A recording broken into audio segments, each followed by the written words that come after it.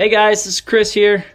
Just bringing you guys another video today, kind of a quick one, hopefully. Today I wanted to highlight one of the species that I have here in my aviary, and it's the parakeet species. And so I got right here, you can see my red rump pair.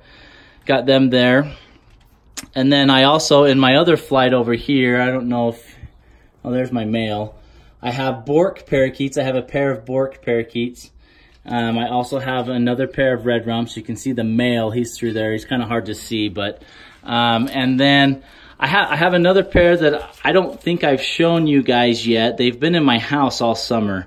I turned one of my window wells into a little aviary, and they've been in there all summer. And with winter coming, and you know, I don't want to keep them in the window well during winter, I decided to introduce them to the aviary now so they can kind of get used to the aviary and the dynamics of it before it starts getting cold.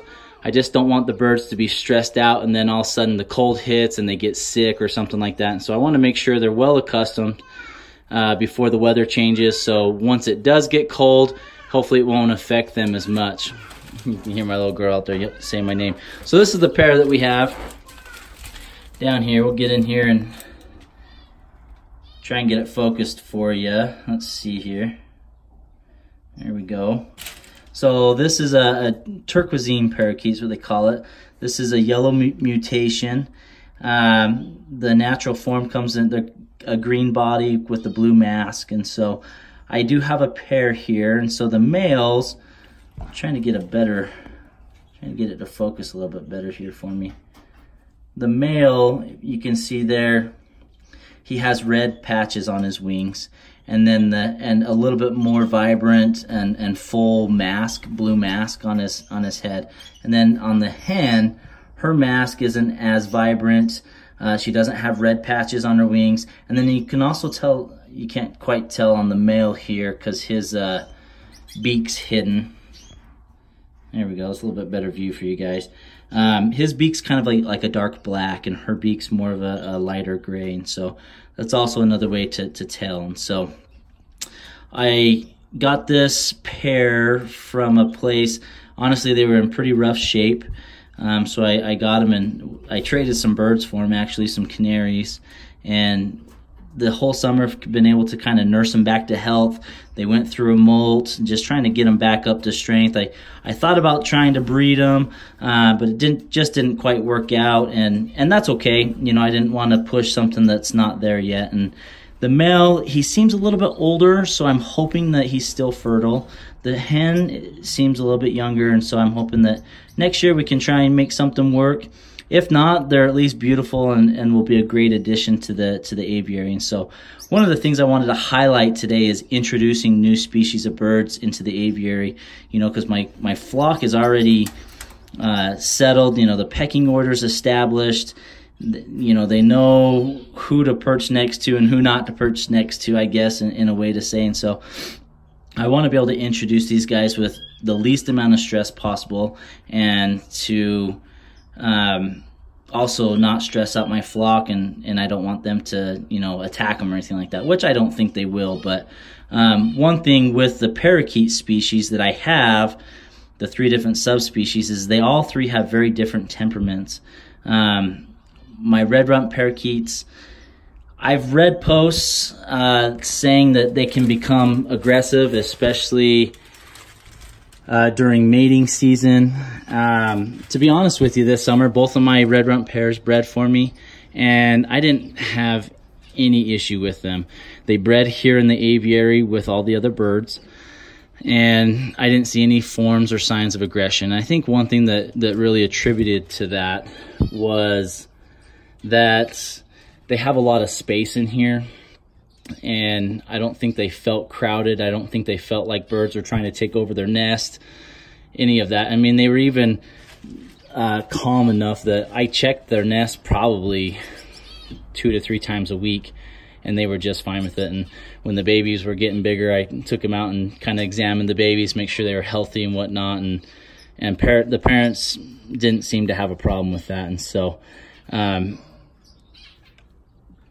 I'm not saying that all red rumps won't be aggressive when they breed, because that's definitely a possibility that could happen. If they're in a smaller confinement with more birds or something like that, they could definitely feel threatened or become a little bit more aggressive. And also, birds have different personalities. I mean, this male red rump that I have here on the camera, and then if I kind of go over through the wire, you can see the other male. They have completely different personalities. Neither of them are very aggressive, but the one on the other side, he's pretty comical. Will kind of play around and keeps himself entertained in different ways. This male, he's a lot more laid back. Just likes to kind of sit in the corner and rest, and the female will come preen him and stuff like that. And so they have different personalities. My Bork parakeet, you can kind of see him through there. And I'll go into the other aviary right now or in a minute and show you guys. But Bork parakeets are awesome, to be honest with you. Super chill. They're quiet.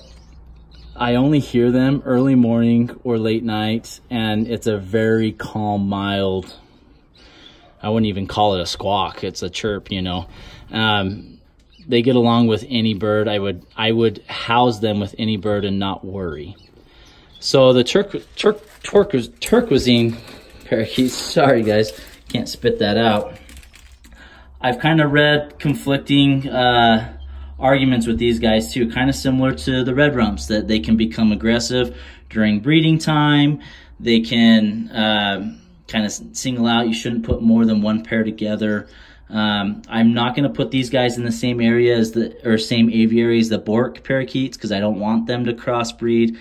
I think they're far enough away from the red rumps DNA wise and genetics that they won't even be tempted to crossbreed, and the size comparison is quite different. And so these guys are very similar, probably a little bit smaller than the Bork parakeets, and then my red rumps are comparable to, or even a little bit bigger than, probably a cockatiel. So just to kind of give you guys a reference of their size. And so one thing I'm going to do today is introduce them to the aviary, and you can see I have them in a cage. So I have had them in here for a little while, just so that the other birds can fly in, they can see them, they can get used to them. The birds I'm worried most about is the red rumps kind of getting into there, and you know, I don't want any aggression to come up, and so I've left them here in the cage. I'll probably leave them in here for a little bit longer, and then what I'm going to do is I'm going to take the top of the cage off and just let these guys come out on their own, or let birds come down and kind of investigate on their own. And so they have been with other birds, so it's not like I'm introducing them into something that's completely foreign to them, but I just want to make sure that they're safe. I don't want to stress them out a lot. It's kind of hot today. You know, I don't want them to overheat or anything like that. And so that's kind of what we're going to do, you know. So I'll just kind of zoom out so you can see. So we'll just take off the top part of the cage there. We'll let the birds kind of come in, investigate. I have them inside my shed, so they're sheltered from the sun. They're not going to get hot. And then when they want, they can kind of climb up the perch and fly out and get some good sun. And I mean, they got sun in the cage they were at, so, but they'll have a lot more room to fly around and get strong. And I think that'll be really good for them. So just food for thought. If you guys are introducing new birds into your flock, just make sure you understand and realize the birds that you already have established inside your flock and the birds that you're introducing. Is it going to cause aggression? Is it going to kind of break the chain of command that they've already established? I mean, is it going to make your aviary unbalanced and there's going to be aggression shown or anything like that? And so just want to make sure you're aware of that. And also, after you release them, you know, stay there for a little while and observe the birds. Make sure if any aggression does happen to the point where it's going to cause injury, you know, step in and pull them out and maybe try a different method of introducing them. And so I think if you do that, that'll be great. And so I'll jump over here to the other side of the aviary real quick for you guys. So my Bork parakeets, she actually has started laying eggs. So she's been sitting for about 2 days, and she's up here in this nest box right there. So I pulled the nest box down, looked in it. She's got 2 eggs in there so far. I'm hoping she'll lay up more. I think they typically lay, you know, between 2 and 4 eggs. And so hopefully they're fertile. This is their first time laying eggs for me.